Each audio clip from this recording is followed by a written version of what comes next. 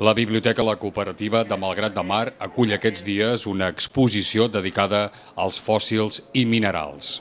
Resumint, és una exposició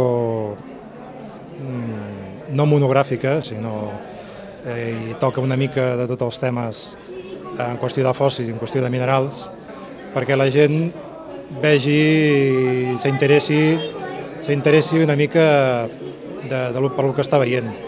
Li entra una mica l'interès per lo que està veient.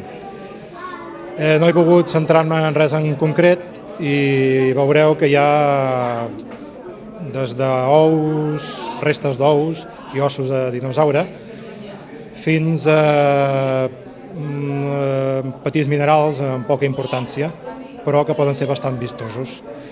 I jo fa un parell o 3 anys que ja tenia intenció, inclús ganes, de que això sortís a la llum, perquè ja estava una mica cansat de tenir-ho sempre amagat i tenir-ho a casa, i moltes coses a vegades inclús feia anys que ni les veia, de tant a vegades que les tenia, perquè per desgràcia no tinc gaire espai, tinc molt poc espai, i les haig de guardar en 3-4 llocs diferents.